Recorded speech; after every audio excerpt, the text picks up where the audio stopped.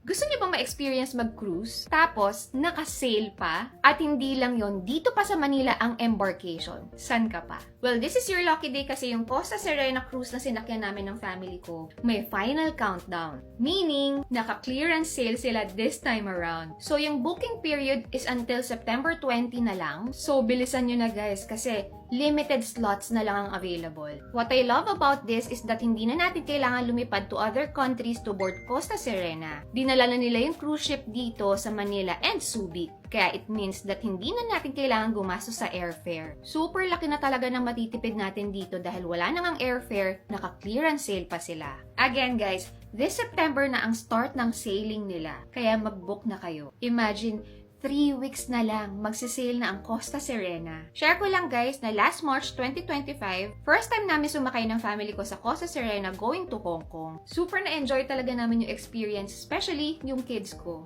One of the best things there is the overflowing na unlimited food sa ship na perfect for us since foodie talaga kami ni Carter. Then marami rin silang amenities and activities that dedicated for kids. Nag-stand out din yung bubble show nila because it was very interactive and fun. Plus, lumabas pa yung mascot nila to interact with the kids. Sa totoo lang, hanggang ngayon, paulit-ulit pa rin sinasabi ni Apusha na gusto niya ulit mag-cruise. This is actually one of the best gifts that we can give ourselves and our families because this experience is truly a great chance to create long-lasting memories with our loved ones. Tip lang guys, yung shore excursions and drink packages are way cheaper when you book them pre-cruise. Kasi iba na yung price, mas tataas na pagka on-board nyo siya binili. Again guys, until September 20 na lang. So guys, if you're interested to experience Costa Serena Cruise, kontakin nyo lang yung preferred and trusted travel agency nyo bago kayo maubusan ng slots. Ilalagay ko rin sa comment section yung mga details na pwede nyong malaman. So kita-kita tayo doon guys ha.